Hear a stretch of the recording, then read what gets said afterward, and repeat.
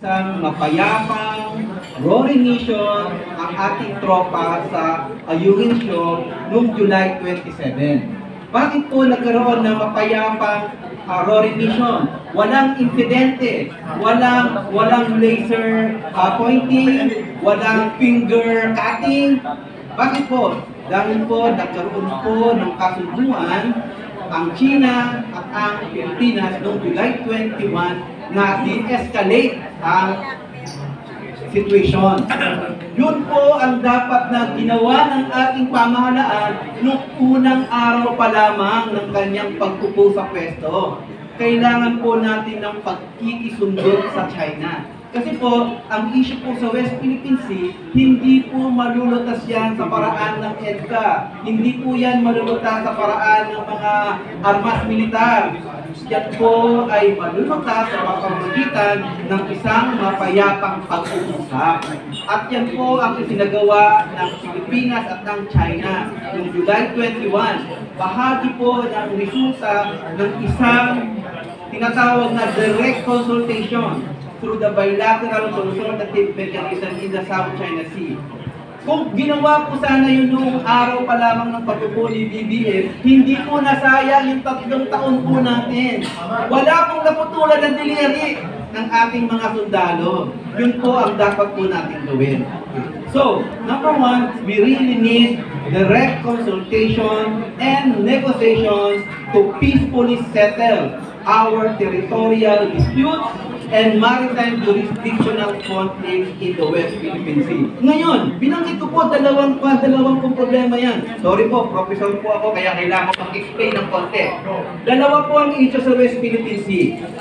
Territorial disputes, sino ang nagmamay-ari ng mga land features, at maritime jurisdictional conflict, sino ang may karapatan sa mga dagat. Ano po ba ang pinaglalaban natin sa Ayungin Shoal? Ang sabi ng ating pamahalaan, sovereign rights. Okay. Kung sovereign rights lang, hindi po natin pwedeng angkinin yan. Dahil ang pwede lang po nating angkinin ay yung 12 nautical miles territorial sea. Yan po ating yan. Pero yung 200 nautical miles exclusive economic zone, at tayo po nag-file ulit ng tinatawag nating extended continental shelf, mabibigyan po tayo ng additional 150 nautical miles of water pag nagtagumpay po tayo. So, aabot po ng 350 nautical miles ang magiging sovereign rights po natin sa water. Yan po ay karapatan. Pero hindi po natin pwedeng ariin yan. Pero meron tayong exclusive rights. Ngayon, ang problema, ang dagat na po yan ay pinaangkin din po ng iba.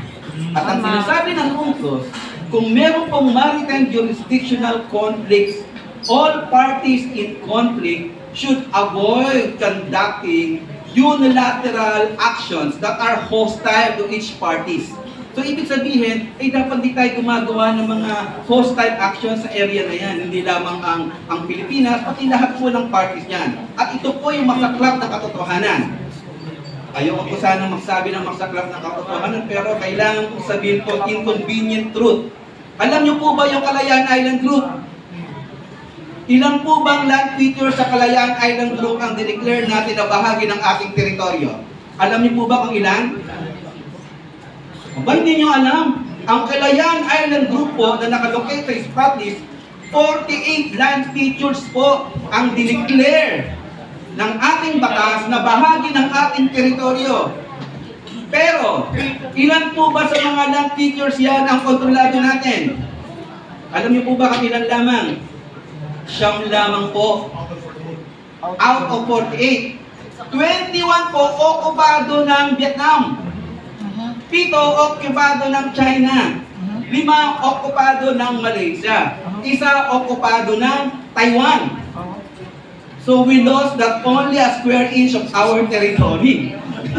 Hindi po square inch ang 21 land features. Hindi po square inch ang 5 land features. So ibig sabihin po, inagaw na po ng iba ang dineclare natin na teritoryo natin. Pero, bakit China lang ang ating pinagpuputukan ng butsi? Bakit maganda ang relasyon natin sa Vietnam at hindi sa China? Bakit maganda ang relasyon natin sa Malaysia kung saan pinakop niya ang Sabah? Thailand. Territory natin yan. Ay, Thailand. Japan. So, ibig sabihin, kaya po nating makipagsundo sa ating neighbors na hindi dapat dadaan sa kaguluhan. Bakit hindi natin magawa yan sa China? Alam niyo po ba kung bakit? Dahil tayo ay nagpapa-apekto sa isang foreign power. Yun. Kaya dapat iwas po tayo sa gulo. At dapat sa halip na sundin natin ang dikta ng Estados Unidos, sundin po natin ang sentimento ng ating neighboring countries in ASEAN. Ano ba ang sinisigaw ng neighboring country natin sa ASEAN? There is declare the region as a zone of peace, freedom, and neutrality. Yan po ang dapat nating ipaglaban. Hindi po kagunuhan. And lastly, gusto ko pong i-end yung aming pananalita sa ina-advocate ngayon ng China. Alam niyo po ba, ang China ngayon na nagdiriwang ng kanilang 70th anniversary of the principle of peaceful coexistence. Napakaganda po niyan. We need peaceful coexistence, not strategic competition in the South China Sea.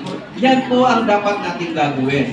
Okay. At alam niyo ba, sa loob po na mahigit 1,000 taon, dating back as early as the 5th century or 6th century BC, ang South China Sea was not the sea that divided the Filipinos and the Chinese. The South China Sea was the source of our connection, not division. So wag po natin hayaan na ang South China Sea ay maging bahagi ng ating pagkakawatak-watak.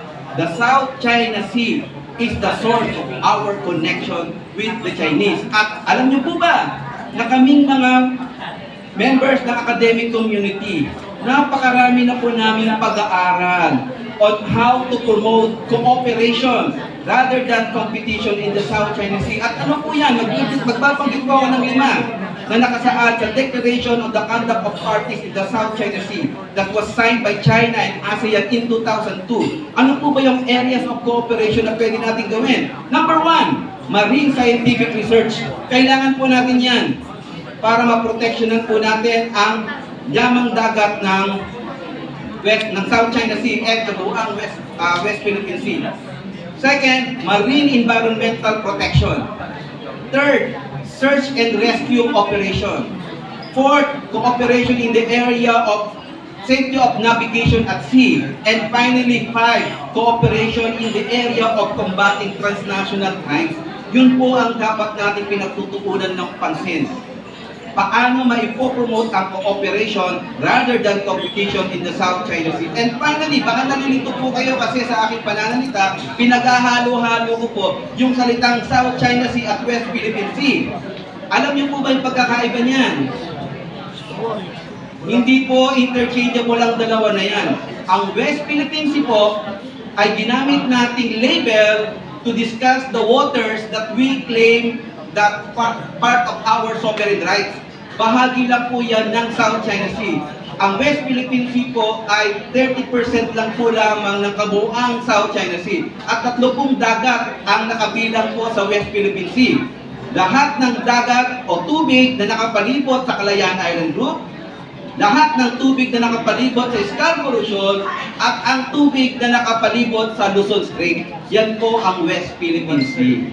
So hindi po siya, pag sinabi natin West Philippine Sea po, hindi po natin tinutukoy yung kabuuang South China Sea. At ang South China Sea po, 3 po ang major areas of competition.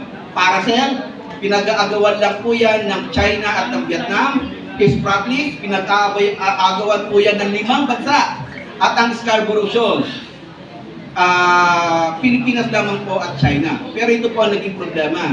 Dahil po sa international arbitration, dineclare ng international arbitration ng Scarborough Shoal ay traditional fishing grounds ng mga user states. So naging international siya ngayon, hindi lang bilateral in nature. Sa makatuwid, sa pag-aaral po naming mga eksperto, ang South China Sea ay hindi po lamang issue na nababasa natin sa media kung saan pinapakita na flashpoint of conflict po siya. Yan po ang narrative ng West. Ang narrative po sa ASEAN, we will declare the South China Sea as a zone of peace, friendship, and cooperation. Mabuhay po kayong lahat. Buhay.